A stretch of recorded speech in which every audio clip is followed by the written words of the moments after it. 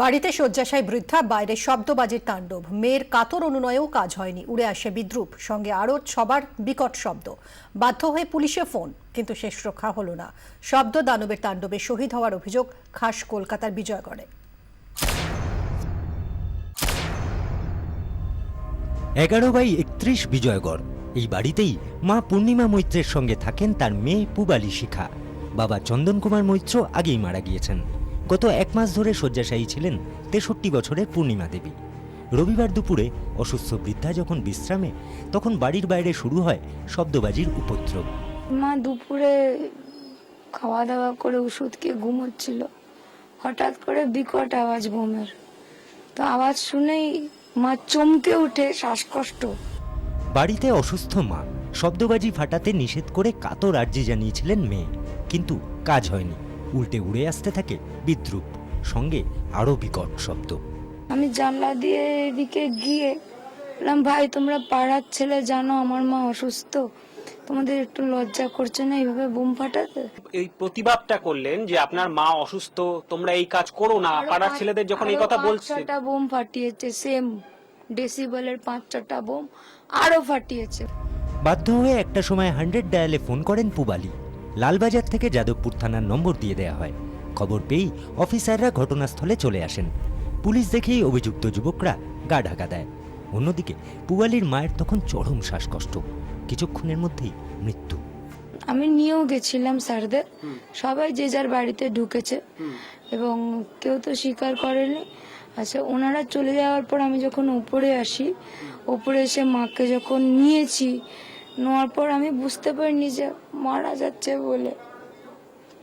কাছের দিদি বলছে 1 চামচ জল খাও, মা শেষ হয়ে গেছে। পুবালির অভিযোগের প্রেক্ষিতে বিজয়গড় এলাকা থেকে গদাই দেব নামে এক যুবককে আটক করেছে পুলিশ। ওই ওরা বাজি উড়েজি ফোটাচ্ছিল, চটকের বাজি উড়েজি, সেখানে আমার ছেলেও ছিল। তাতে আমি কিছুই জানি না, কখন ফাটালো আওয়াজও পাইনি, কিছু না। তবে ছেলে যেরকম আসে স্নান টান করে খাওয়া দাওয়া করে ঘুমোচ্ছে, সেই সময় দেখি কতগুলো ভদ্রলোক আসলো, দরজা ধাক্কাছে, ধরলেন কি ব্যাপার? তাই বলছে আপনার ছেলে আসলে ঘুমোচ্ছে। পুবালির দাবি তার মা শব্দবাজির শহীদ। তার একটাই প্রশ্ন, মানবিকতা কোথায়? সহানুভূতি কি একেবারেই নিরুদ্দেশ হয়ে গেল?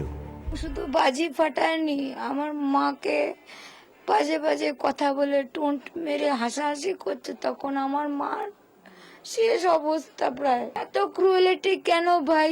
হিউম্যানিটি কোথায়? ক্যামেরায় অমিত দাসের সঙ্গে কমলাক্ষ ভট্টাচার্যের রিপোর্ট, 24 ঘন্টা। সরাসরি চলে যাব, আমাদের প্রতিনিধি বিক্রম দাস রয়েছেন বিজয়গড় থেকে। বিক্রম, শব্দ দানবের তাণ্ডবে শহীদ হওয়ার অভিযোগ উঠল খাস কলকাতার বিজয়গড়ে। আজ এলাকার কি পরিস্থিতি, এলাকার মানুষজন তারা কি বলছেন? পুলিশ আর কাউকে কি গ্রেফতার করলো এই ঘটনায়?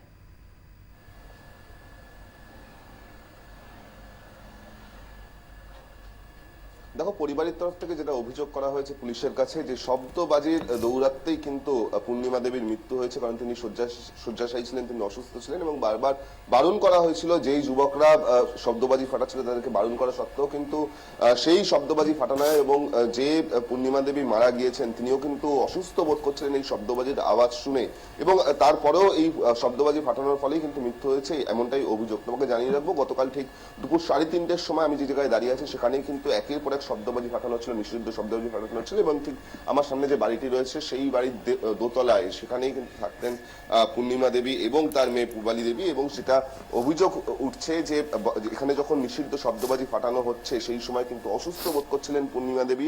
এবং গোটা বিষয়টি দেখার পর পুবালি দেবী তিনি বারবার করে বারণ করেন ওই যুবকদেরকে যে তারা কেন শব্দবাজি ফাটাচ্ছেন। বাড়িতে শয্যাশায়ী একজন রয়েছেন, অসুস্থ বৃদ্ধা রয়েছেন, সেক্ষেত্রে যাতে শব্দবাজি ফাটানো বন্ধ করা হয়। কিন্তু তারপরেও কেউ তাদের কথায় কর্ণপাত করেনি এবং সেক্ষেত্রে বলার পর কিন্তু আরো বেশি বেশি করে শব্দবাজি ফাটানো হয়। এরপরই পুবালি দেবী তিনি 100 ডায়ালে ফোন করেন এবং 100 ডায়ালে ফোন করে গোটা বিষয়টি জানান। 100 ডায়ালে ফোন করার পরই কিন্তু লালবাজার থেকে যাদবপুর থানার সঙ্গে যোগাযোগ করা হয় এবং পরিবারকেও যাদবপুর থানার নাম্বার দেওয়া হয়।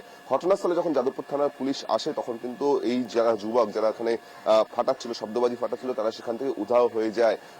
যখন এই পরিস্থিতি তৈরি হয় সেই সময় পুলিশ কিন্তু ফের পুবালি দেবী জানান যে তার মা কোনো সাড়া শব্দ করছে না। সেক্ষেত্রে পুলিশ দেখতে পায় যে তার মা কার্যত জ্ঞানহীন অবস্থায় রয়েছে, তখন তাকে নিয়ে যাওয়া হয় এমআর বাঙুর হাসপাতালে। সেখানেই চিকিৎসকরা তাকে বলেন যে তিনি ব্রড ডেড অবস্থা তাকে নিয়ে আসা হয়েছে, অর্থাৎ তার মৃত্যু কিন্তু আগেই ঘটে গিয়েছে।